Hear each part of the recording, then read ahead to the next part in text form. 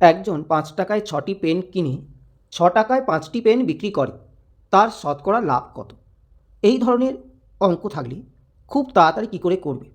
প্রথমে সংখ্যা আর ডান দিকে টাকা লিখে নেবে। প্রথমে কেনার সংখ্যা আর টাকা লিখবে, আর তার নিচে বিক্রি করার সংখ্যা টাকা লিখবে। কেনার কী বলেছে দেখো, ৫ টাকায় ৬টি, তার মানে সংখ্যা কত? ৬টি, টাকা কত? ৫। বিক্রিতে কী বলছে দেখো, ৬ টাকায় ৫টি, তার সংখ্যা কত? ৫, টাকা কত? ৬। করার লাভ কী করে বের করবে? এই দিক থেকে এই পর্যন্ত কণাকণি গুণ করবে। এই কণাকণি প্রথমে গুণ করবে, কত হয়? ৬ ৬ ৩৬, তাই তো? এবার এই দিক থেকে গুণ করো, কত হবে? ৫ ৫ ২৫, আর নিচে এইটাই লিখবে ২৫ ইন্টু ১০০, এই পার্সেন্টেজ। তাহলে আবার বলছি, প্রথমে কি করবে? সংখ্যা আর টাকা লিখে নেবে। প্রথমে কার সংখ্যা কার টাকা লিখবে? কেনার সংখ্যা আর টাকা লিখে নেবে। তার নিচে কী লিখবে? বিক্রি করার সংখ্যা আর টাকা লিখে নেবে। আর প্রথমে হচ্ছে এই আরোটা দেখো, এই গুণ করবে, তারপরে এই গুণ, ঠিক আছে? নিচে কী হবে? এই সেকেন্ডটাই যেটা থাকবে গুণ, এটাই নিচে বসবে, ইন্টু ১০০।